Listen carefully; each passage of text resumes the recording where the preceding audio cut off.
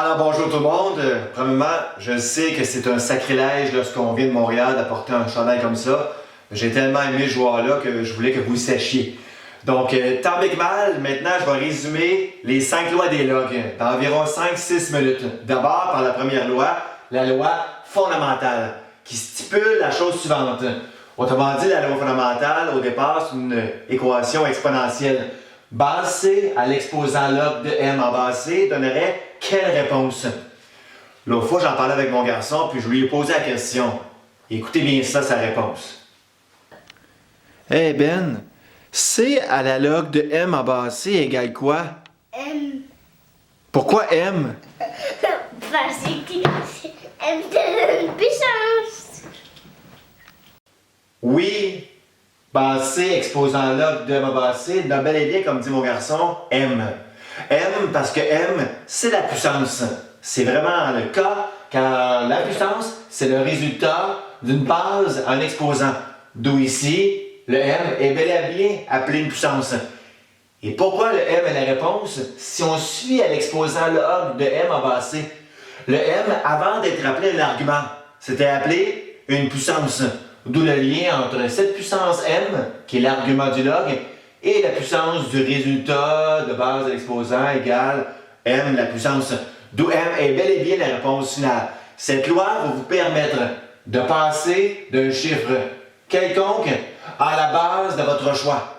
Changez n'importe quel chiffre en la base de votre choix et l'enjeu de la loi fondamentale. Comme dans l'exemple suivant. Admettons que je vous demandais de multiplier ensemble 2 à la 3 fois 3 à la 4. Je ne peux pas additionner ensemble les deux exposants. Pourquoi? Parce que je n'ai pas la même base. Autrement dit, 2 n'est pas du tout la même base, évidemment, que 3. Donc, mon objectif, c'est d'avoir la même base dans les deux cas. Soit 2 et 2 ou 3 et 3, c'est votre choix. Mettons que je choisis 2. Donc, mes deux puissances, je vais les exprimer en base 2. Celle-ci est déjà en base 2, donc je vais laisser intact 2 exposant 3. Mais mon but, c'est changer 3 en base 2. Je tiens à préciser qu'au départ, je vais ignorer mon exposant 4. Donc, changer 3 en base 2.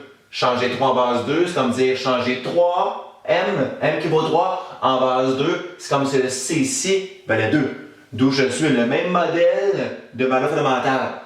3 en base 2, c'est dire 2 exposant log, aussi en base 2 de mon ancienne puissance, qui est mon argument du log, 3 ici.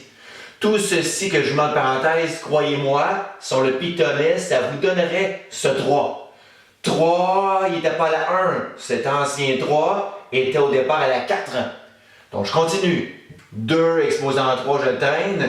2 est la même base que je répète ici. Son Pythonais log de 3 en base 2, ça vous donnerait, si vous le pitonnez, 1.58 à peu près.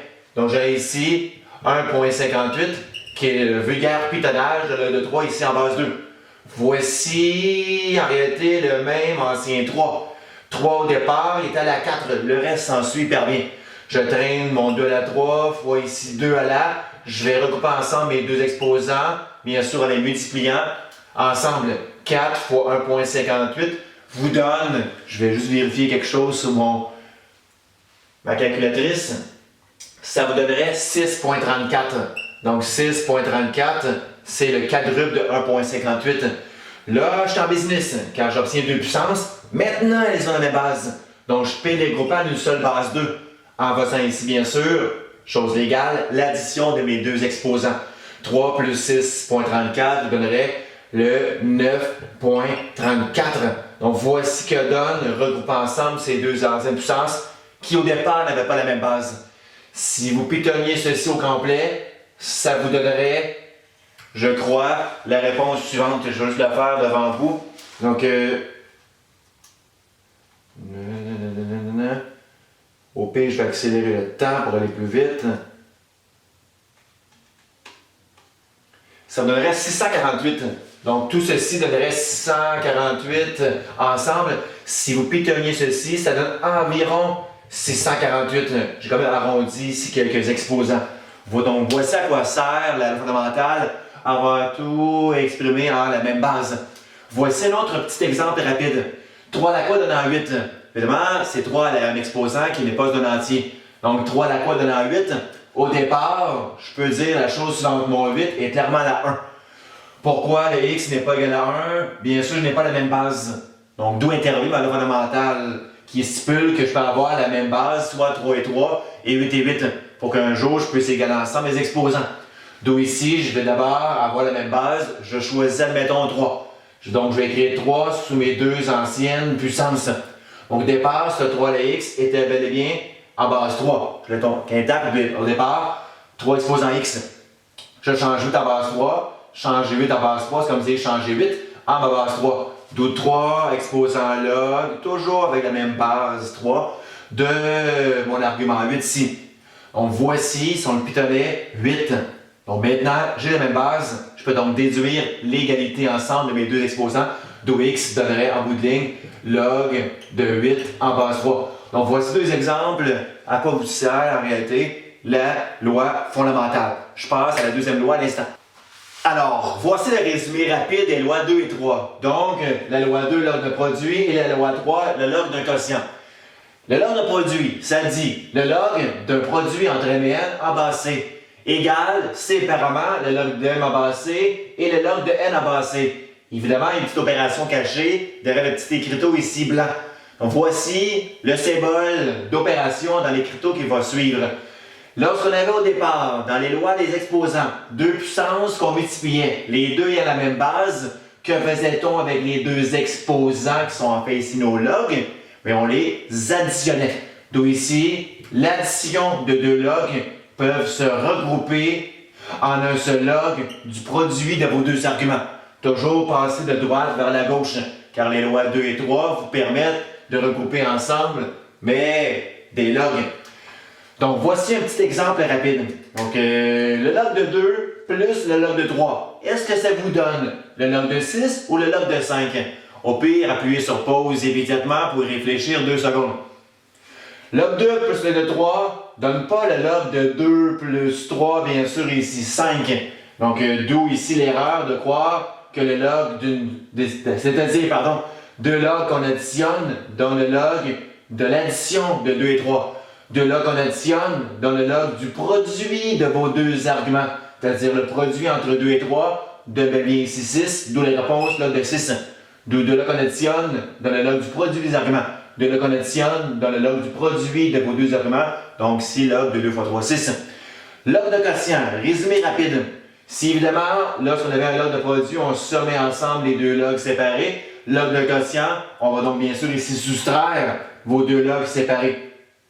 Dans le fond ici, voici log de quotient, c'est la différence des logs des arguments séparés. D'où le petit exemple rapide, log de 8 moins log de 2, est-ce que ça vous donne log de 8 moins 2, donc 6? Ou log de 8 moins log de 2 donne ici le log de 8 demi, 8 divisé par 2, donc 4. Évidemment, la réponse est bel et bien log de 4, car deux logs qu'on soustrait donnent le log du quotient de vos deux arguments, 8 divisé par 2, donc ici votre 4. Encore une fois, cette loi vous permet de regrouper deux logs qu'on soustrait vers un seul log du quotient. Voilà le résumé rapide des lois 2 et 3. Donc, en conclusion, voici les résumés rapides des lois 4, log d'une puissance, et la loi 5, la loi du changement de base. Donc, d'abord, le log d'une puissance. Pour expliquer le résultat du log d'une puissance réécrit autrement, voici les explications que je crois assez claires. Je vous démontre ici la lettre M. Le M est appelé un argument. Mais avant d'être appelé un argument, son vrai nom était une puissance. Donc, lorsque vous avez une puissance à un exposant, que faisiez-vous avec les deux exposants?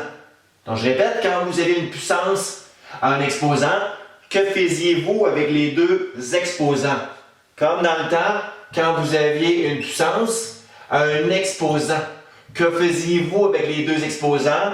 Je vous mets dans le mille, vous les multipliez. Et c'est pareil ici. Dans l'expression suivante, il y a deux exposants que vous devrez multiplier. D'abord, il y a clairement l'exposant n, qui ici sera la première boîte vide à découvrir.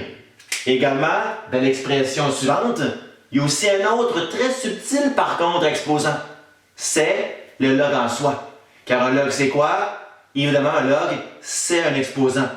Autrement dit, le log de M en base C, le noir, c'est lui qui est mon autre exposant ici. Donc, voici l'expression finale. Le N peut être placé devant le log de M en base C. C'est-à-dire que voici mes deux exposants qui sont à multiplier ensemble. Donc, cette loi vous permet deux choses. Soit de passer du membre de droite, gauche, plutôt membre de gauche au membre de droite, en permettant ici de prendre l'exposant à l'argument et de le placer en coefficient devant log ou à rebours à l'arrière, de passer du membre de droite vers le membre de gauche. Dans d'autres problèmes à contexte, je reviendrai plus tard là-dessus, dans quelles circonstances, dans d'autres capsules, de prendre ici le coefficient et de le rapatrier en exposant à mon argument M. Donc, le passage de gauche vers droite ou de droite vers gauche sont les deux options envisagées dans certains problèmes qu'on verra plus tard, je vous garantis. Voici un bel exemple. Log de 9, est-ce que c'est pareil à dire 2 log de 3 ou 3 log de 3? Pensez-y, au pire, appuyez sur pause pour y réfléchir 2 secondes.